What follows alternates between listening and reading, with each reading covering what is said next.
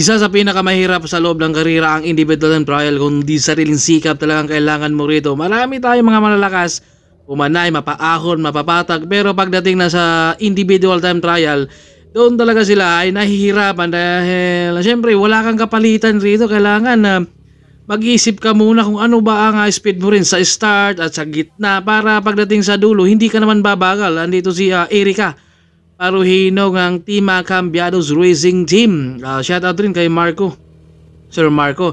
At shoutout rin kay Alto Poultry Farm.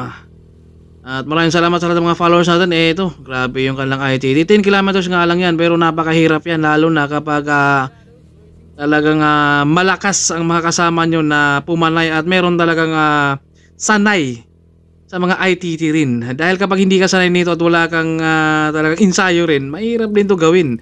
Kahit maiksi lang ang 10 kilometers dito sa kanilang Tour de Guimaras 360 2025. Ito napakahirap at si Angeline Golmatico ito parang ayaw na niyang umusad, parang ayaw niyang sumipa na dito sa ahon dahil alam niya na napakahirap talaga dahil syempre kapag road race may katulong ka pa, may magtatrangko pa at dito sariling sikap talaga ang kailangan mo rito para ikaw ay makakausad. Plus kapag nakita mo pa natuhog ka nung malakas, parang nawawalan ka ng gana rin sumipa. Pero ang malaga hindi tayo susuko dapat.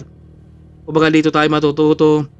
Kailangan lang talaga ay pag-insayuhan para talagang masanay rin naman tayo dahil ang time trial ay hindi talaga natin na madalas nakikita. Kaya kapag mayroong karera nito, doon talaga ay mahirap. Andito sa likod si Precious, dalawang magkakapatid ang nasa harapan. Pang-apat na pinakawalan ito si Tash at nandito naman si Yvonne ang unang pinakawalan pero parang natuhog na itong dalawa natin Dahil malakas talaga to si Tash dito pumanay lalo na mapaahon yan. Sila yung kamats ni Ames Krug. At sayang wala dito na hindi dumayo dahil medyo malayo talaga at yung ating panahon ay talagang laging may ulan, may bagyo pa.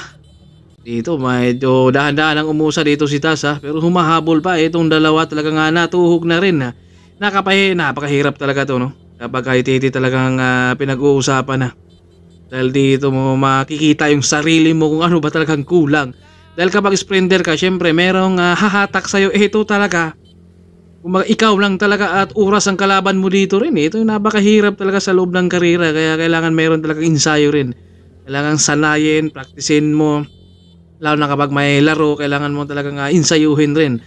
At nandito si Ibo, natuhog siya ng mga kapatid niya. Natuhog.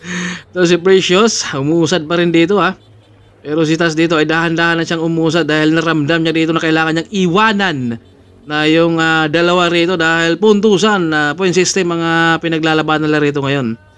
May road race pa to, kaya pwede bang bumawi? Dahil mas malaki ang points sa road race kaysa dito sa ITT. Ito sinubukan pa ritong humabol nila rito Mga napakahirap talaga to. At kailangan talaga ay mamimaintain mo rin yung speed mo rito.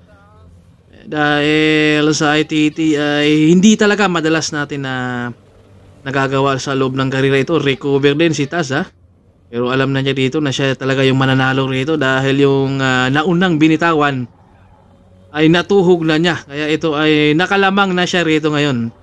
Umagwat na siya at hindi na nakakahabol din yung dalawa.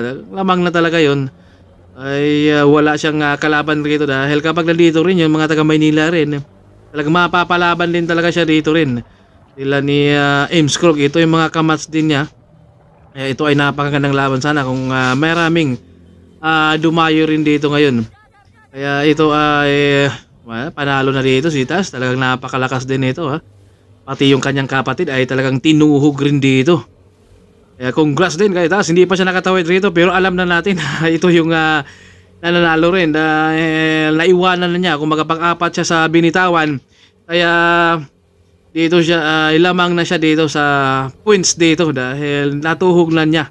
Kumbaga siya na yung unang tumawid rito dahil sa ahon binitbit talaga yung sarili para ay siya ay makakausad rin dito Grabe, kahit tumawid pa ay talagang humatak pa.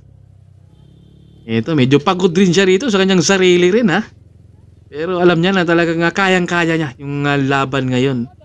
Kunwari parang hindi man lang pinagpapawisan ata to si Tas At dito yung kanyang kapatid rin, natuhog rin